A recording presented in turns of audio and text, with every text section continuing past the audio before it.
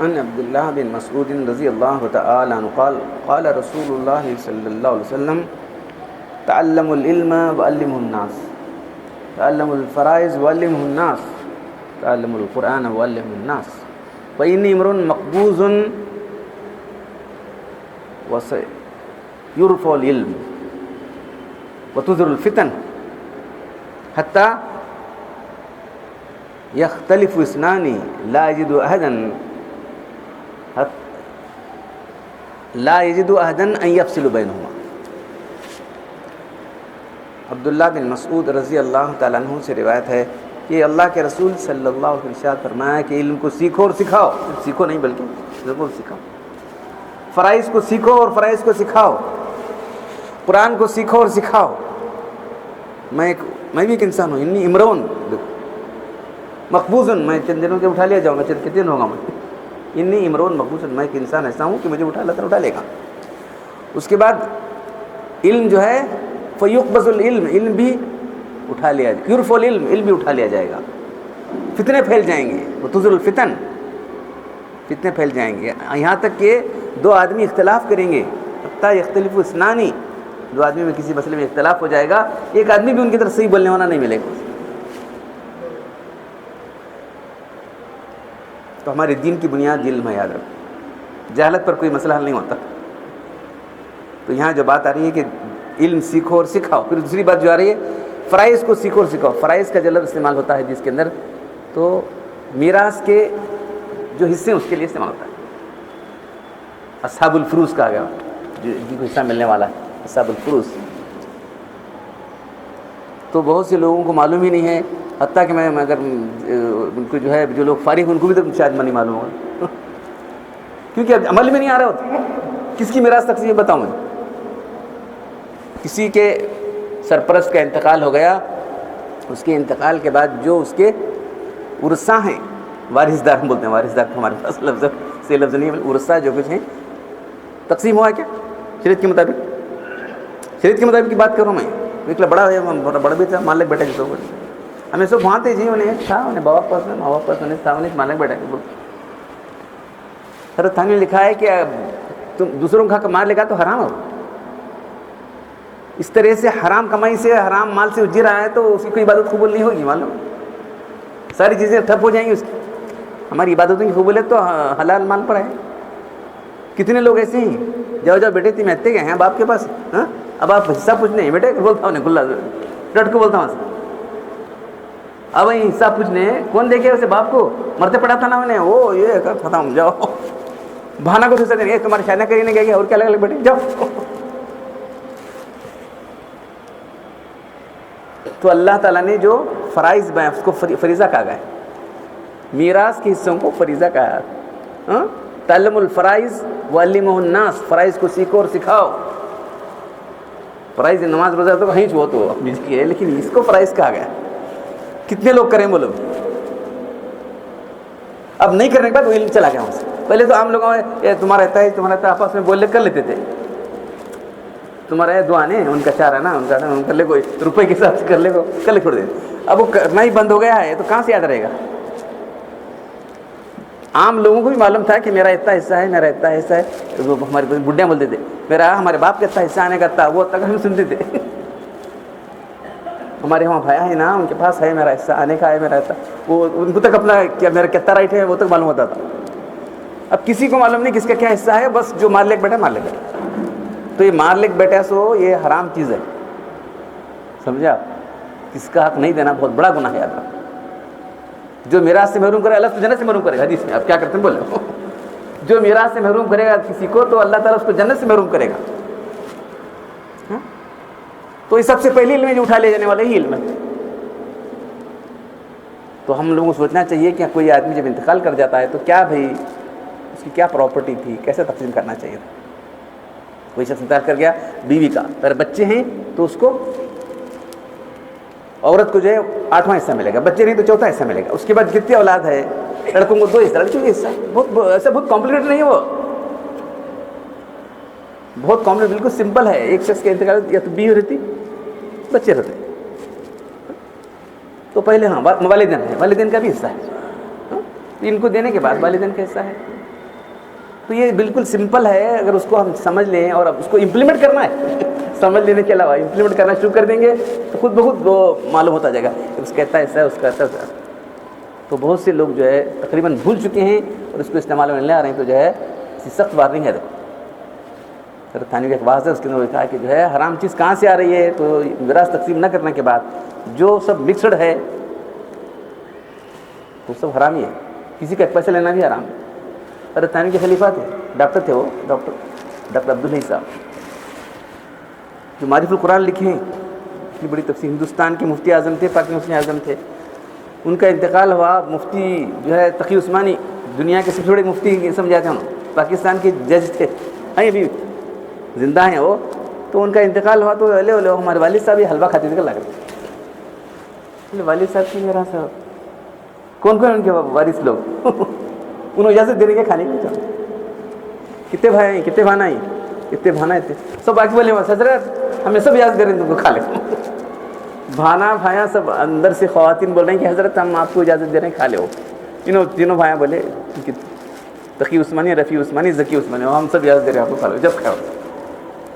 ہمارے والد کا وہ پرانے یونانی لوگ آنے وہ حلوے رہتے تھے، وہ حلوے لا کر حضرت یہ والد صاحب کا حلوہ ہے، ذرا تدفین کے بعد آئے بات لے ذرا حلوہ کھاتے ہیں والد صاحب کا، یہ والد صاحب کہہ رہا تجھے جب تک میرا زخم نہیں کھانا۔ تو اس لیے آدمی جو ہے کیا تھی وہ ان کے لے کو یہ کرے وہ کرے، کیا کیا کرتے رہتے ہیں۔ یار بھی پہلے میرا تقسیم کرو، موت سے آنے کے بعد، کسی کے انتقال کے بعد آنے کے بعد فوراً میرا تقسیم کرو۔ اب سوال آتا ہے ڈاکٹر صاحب کریں کیا؟ نہیں، تو ہمارے والد کے پاس نام سے کچھ بھی تھا نہیں، پر یہ کیا ویسے تھا، ہماری تعلیم کے لیے گھر اور کھیت سب جو ہے والد صاحب چھوڑ دیے تھے، کچھ بھی نہیں تھا ان کے نام پر، کوئی پراپرٹی نہیں تھی، مسئلہ نہیں اٹھا۔ پینشن آتی تھی، میں نے اپنا گاڑی چھوڑ دیتے تھے، جو پینشن آتی تھی میں نے انتقال کرنے سے پہلے وہ پینشن تھوڑی تھی، بڑھتے بڑھتے اور 94 ایئرس ہوئی تھی، ڈبل ٹرپل ہو کتنی 10 12 سال ہو گئی تھی پینشن، ہر مہینہ گاڑی چھوڑ دیتے، تو وہ نہیں آیا۔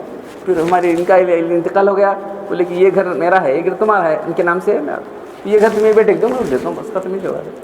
اب تو علاج کے اخراجات وراثت میں وہ کوئی مسئلہ ہی نہیں وہاں تقسیم کرنے کا، تقسیم کرنے کا کوئی سوال ہی نہیں آیا۔ چلو اللہ نے بچا لیا کہ ہم جو ہے کسی کا ظلم کر کے کھا۔ تو بہرحال جو ہے ہر آدمی کو چاہیے کہ جو ہے کسی کا انتقال ہوتے فوراً آتے ہی فوراً وہ کام کریں۔ اب بھی مرے تمہیں کیا لگا بیٹے جی نہیں، وہ بات نہیں ہے، بلکہ حلال حرام کی بات ہے۔ اگر کوئی آ کے پوچھتا ہے تو اب بھی گاڑ کو نہیں پوچھ رہے کو کیوں کرتے، گاڑ کا پہلے پوچھو، وہ کرنا چاہیے۔ واپس جب آتے ہیں تمام رشتہ دار بیٹھ کے جو ہے کیا ہے ابھی کس کا کیا حصہ ہے وہ بانٹ ہم انہیں معاف کرے تو اور بات تو دل سے معاف کرنا ہے، زبردستی سے کسی کو معاف کرا لینا نہیں۔ حدیث میں صاف آتا ہے لا یحل مال الا بطیب النفس منہ، کسی کا مال اس کی دل رضا لینا حرام ہے۔ زبردستی ہے تمہارا کیا ہے وہ ہے یہ ہے، ڈر کو یا تو کسی کو بڑا آدمی ذرا رہا اس میں ڈر کو اسے معاف کر چھوڑ دیتے ہیں، وہ بھی نہیں جائز نہیں ہو۔ تو اس طرح سے حرام مال ملنے کے بعد جو ہے حرام مال کی کتنی چیزیں دیکھا نا، پوری زندگی انسان کی بگڑ جاتی ہے حرام مال سے، جو ہے پوری زندگی دین کا کوئی اس کو شعور نہیں رہے گا۔ ہاں تو جب خون ہی حرام کا پھیل رہا ہے تو تمہیں اچھی چیزیں کیسے کر سکتے ہو؟ اس آدمی سے بولو جو ہم کھا رہے ہیں اس سے حرام خون بن رہا ہے، اس سے آپ ایکسپیکٹ کر رہے ہیں کہ اچھا دیندار بنے، متقی بنے، پرہیزگار بنے، بننے والا نہیں۔ تو سب سے اہم کام یہ ہے کہ کسی کے انتقال کے بعد جو ہے وہ شروع کرتے ہیں 10واں 20واں، ارے 10واں 20واں کس کے پیسے ہو وہ پہلے فیصلہ کرو، کس کے پیسے ہیں وہ کون کر رہا ہے۔ ارے جب تک تقسیم نہیں کرو 10واں حصہ مت کرو، تم ایسال صاحب کرو، ایسال صاحب کو ہم کوئی روکتا نہیں۔ آپ کوئی نیک عمل کریں گے تو اس پر ثواب ملے گا، تو ایسا کام کرو جو شریعت نے اجازت دی ہے۔ پھلاں پورا کتنے کی 400 500 پھلاں، اس لیے کہ پھلاں ڈالیں گے ایک روم بھر گئی پھلاں سے پھلاں اتنے ڈالے گئے ایک اس سے جنازے پر، قبر پر نہیں جنازے پہ پھول ڈالے گئے، پورا روم بھر گئے، کیا کرنا ہو کس کام کی بولو پھول۔ وہ میت کے مسائل کتاب لکھی ہے، اگر پھول ڈالے ہیں تو نماز پڑھنے انکار کر سکتا ہے، میں نہیں پڑھا تھا کرتا ضرور سے مجھے پھول ڈالو، میرا پھول ڈالتے ہیں صاحب کئی ڈالتے ہیں، کیا ہونے والا کسے پیدا کہ زندے کو پیدا مردے پیدا بولو، وہ 200 روپے وہ خیرات کرو اس کے نام سے، وہ تک کرنے ہوتا تمہیں نا، اس کی ہمدردی تھی میں نہیں خیرات کرو اس کے نام سے، دیکھیے تو تمہارا کام بدعت کرنا چاہتے ہیں، تو صحیح چلنا چاہتے نہیں تم لوگ، اپنی خواہش مرضی چلانا چاہتے ہیں تم لوگ. ہاں؟ تو یہ سب غلط کام جو کر رہے ہیں اس کو چھوڑ کر صحیح طریقے سے کیا جائے تو اس کو تو فائدہ ہوگا بیچارے. اور تھانے کا واقعہ کہ جو ہے وہ ایک صاحب جو ہے پھول توڑ کے باغ گئے، پھول توڑ کے جو ہے قبرستان ڈال کے پھر چھوڑے پھول چپ لائے ایسا خوشبو سے. پھول ایسا سا گیا تھا، وہاں ذرا تھوڑا پھول ڈالا، حضرت کی مزار پر تھوڑے پھول ڈالا، یہاں تو کہاں ہوں گے تمہارے خیال میں؟ ہوں گے تو جنت کے. ہاں جنت کی خوشبو اور یہ خوشبو میں کتنا فرق ہے؟ بولے بہت بڑا ہوں. پھر ایک آدمی جو ہے بس مثال دے رہا ہوں، عرب کے شیخانہ تھے، ان کا عطر جو ہے ₹1,00,000 کو تولہ ہوتا ہے. تمہارا کتنا ہے؟ 15-20 روپے کا تولہ. تمہیں یہ اچھا لگتا ہے کیا وہ عطر ہے؟ تو خلیص کا تھا. یہ عطر جو ہے وہ جو عرب کے شیخہ ہیں نا، 1,00,000 روپے کا تولہ رہتا ہے ان کے ساتھ، اتنا ہائی کوالٹی کا رہتا ہو. تمہارا عطر کہتا 15-20 تولے کا روپے کا. یہ عطر اس کو بالکل خراب دکھتا ہو، ویسا ہی سمجھو. اب یہاں چپ مثال سمجھانے کے لیے، وہاں کی خوشبو یہاں کی خوشبو کیا مقابلہ کر سکتی ہے؟ پھر کام نہ خبر کی بتا دے سب کے اندر دکھ ہو رہا ہے، کیا نہیں ہو رہا ہے، بیکار ہی. کتنا بیکار کام ہم لوگ کریں، ذرا غور کرو. کتنے بیکار کام ہم لوگ کر رہے ہیں، نہ زندے کو فائدہ ہو رہا ہے نہ مجھے فائدہ ہو رہا ہے. تو اس لیے جو ہے اس بات میں جو حدیث آئی ہے کہ جو ہے فرائض کو جاننا اور اس کو امپلیمنٹ کرنا ضروری ہے. عمل کرو گے، سیکھو اور جو ہے سکھا کے اس کو سیکھنے کے بعد اس پر امپلیمنٹ کرے گا تو باقی رہے گا، نہیں جا چھوڑیں گا اس کو. اللہ تعالیٰ ہم اس دین کے احکام سیکھنے اور عمل کریں. شکریہ آپ کا، فرائض کا امپلیمنٹ کرنا بہت ضروری ہے. یہ جو بزرگان دین طریقہ کار ہیں، خوشبو ارواحوں کی غذا ہے. حد سے زیادہ پھول میں ڈالنا، لمیٹیڈ بھی ڈالنا، اس کو ارواحوں کی غذا ہے. روح کہاں ہے؟ روح ہے چھوڑو، خوشبو ارواحوں کی غذا ہے. طریقہ ایک نعمت کے بعد وہ پھول کی ضرورت نہیں پڑے تو پھول ایک دھول میں پھینک دیتے ہیں. پھول کیا ڈالنا ہے؟ کہاں ڈالنا ہے؟ کیا اللہ کے رسول کی مدد ڈالے؟ کیا اللہ کے رسول کے مدد پر صحابہ کرام ڈالے کیا؟ اور وہ 40واں جو ہوتا ہے فوراً نیت کے بعد ججمنٹ کے بیٹھے تو وہاں جھگڑے شروع ہوتے ہیں، غم میں رہتے ہیں لوگ. فوراً تیسرے کی مثال سب کرتے نہیں، غم کو بھول جاتے ہیں، ہفتہ بھی منٹ نہیں دیتے. ریسٹ ہونے کے بعد غم کو بھول جاتا ہے انسان، پورا خوشیاں مل جاتا ہے، پکانے کھانے گوشت. تو ایسے طریقے ہیں ایک دم ہوتے جا رہے ہیں. نارملی کیا جانا ایڈجسٹمنٹ ہونا، کبھی کبھار کم دیز بھی کرنا، فائدے اس میں کروانے، لیکن ایک دم اوائڈ بھی نہیں کرنا. 40 بھی ہونے دینا، اس کا 40واں ہونے کے بعد نہیں ججمنٹ کو بیٹھ جانا. فوراً میت پہ جا کر ججمنٹ کو بیٹھے جھگڑے شروع ہوتے ہیں. سکون لینا، صبر استقلال سے کرنا بھی ضروری ہے. ہاں نہیں تمہارا شکریہ. وہ میراث کا معاملہ کیا پراپرٹی ہونا چاہیے، ایڈجسٹمنٹ ہونا. الحمدللہ والصلاۃ والسلام علی رسول الکریم. ربنا آتنا فی الدنیا حسنۃ وفی الآخرۃ حسنۃ وقنا عذاب النار. انت ولینا فی الدنیا والآخرہ، توفنا مسلمین والحقنا بالصالحین. ان اللہ ملائکۃ یصلون علی النبی یا ایھا الذین آمنوا صلوا علیہ وسلموا تسلیما. سبحان ربک رب العزۃ عما یصفون، وسلام علی المرسلین والحمد للہ.